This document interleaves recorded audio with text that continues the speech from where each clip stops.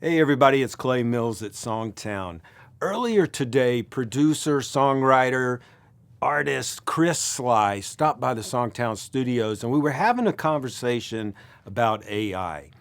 And I said, Chris, we really should get this on tape. So we got the cameras rolling and I captured some of his thoughts. Now, first of all, let me tell you, Chris is not only a phenomenal hit songwriter, he's had success as a Christian artist with numerous hit songs.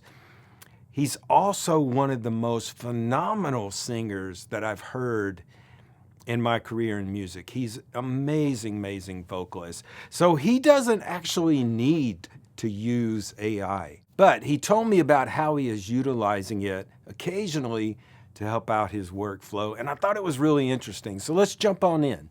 What exactly do you use it for, Chris? Um, is this videoed right now? There's a thing called Voicify where you can put your voice through basically like a filter and make it sound like somebody else, and Right. never sounds exactly like them.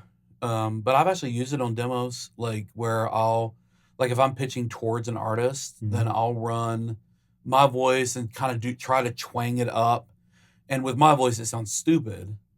But then, like if it's name and country artist, that Jason Aldean. yeah, like if it's an Aldean pitch, Aldean kind of has his Georgia way of saying things, and so I'll try to sing it, and in my voice it sounds stupid, but then you run it through like a Blake Shelton filter or a Morgan Wallen filter, and all of a sudden it sounds less stupid, and you get a little bit of artifacts here and there, but it's not enough. Like I've literally, I've literally had multiple publishing companies be like, "Oh my God, who sang this demo?" And I'm like, "Oh, just a demo singer I use." But I've noticed it doesn't work if you're a crappy singer. Yeah, Like because it really needs you to be able to be somewhat of a singer in order sure, to get something it quality doesn't back. make it sound like whatever tuning goes in Right. is the tuning that will come out. It just and so I even tried to, like, if I really try to sing it well enough that I don't really have to tune it that much, because every time you add another digital Right. layer, so you've got, so like in a normal, I don't know how you do it, but like when I'm normally producing, a lot of times I'll go in and tune in Melodyne by hand, and then I'll put an auto tune really softly hitting, Yeah. just because there's a texture to auto tune that our ears have become accustomed to. There's like an EQ that it has. I don't know what the frequency is. And if no notes are bugging me, then I'll just throw auto tune on, softly. Well, the problem is Melodyne is a digital layer. Yeah. Auto tune is a digital layer. Suddenly you're adding a very digital layer of a filter that is supposed to sound like Blake Shelton's voice Right. or Chris Stapleton's voice or whoever.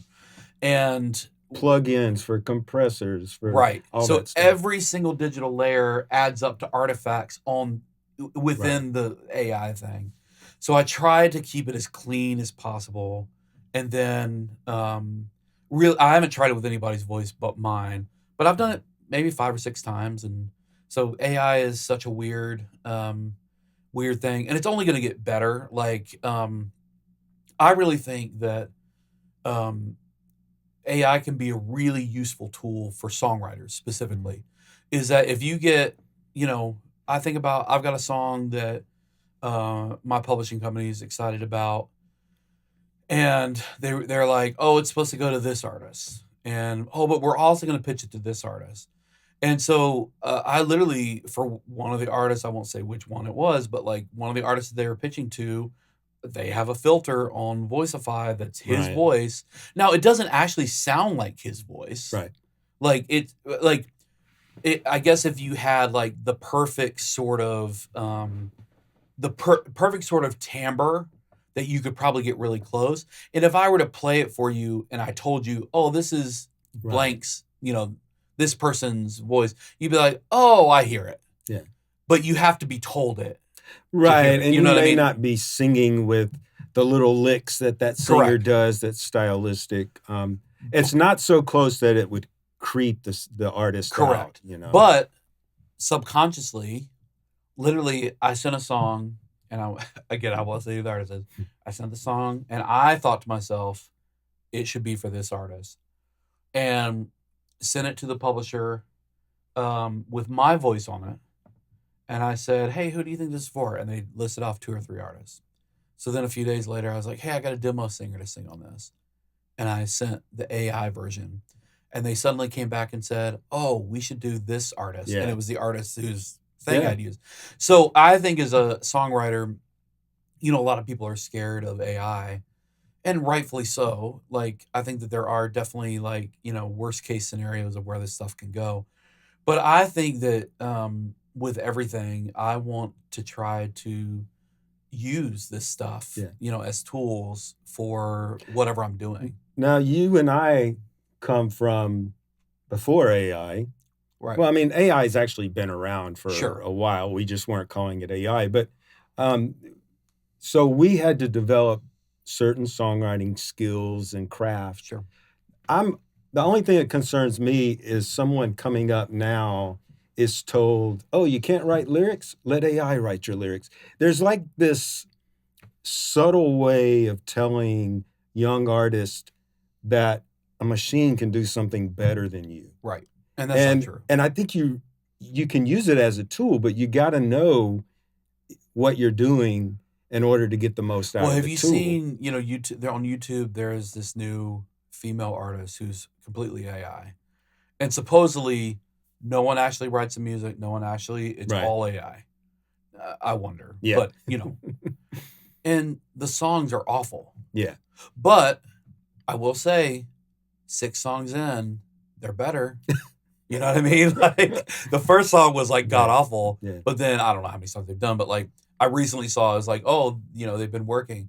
And, I don't know. I think that when it comes to creativity, that in the same way that I would say, hey, look, like I remember a producer telling me, you're a really good singer when I was like 23 or 24 or whatever. You're a really good singer. Auto-tune, at the time, 20 years ago, auto-tune was not very good. Like, Right. Yeah. you could pretty much get the robotic thing, and you could kind of like, I heard the stories of them tuning, but like tuning Celine Dion and tuning, this artist and Whitney Houston and that sort of stuff. And they're like, you're a really good singer. Auto-tune is going to get really good. In the next 10 years, auto-tune is going to get really good. And there's going to be other programs that do the same thing as auto-tune. If you rely on auto-tune, it's going to hurt your artistry. Do I use auto-tune on my voice? Absolutely.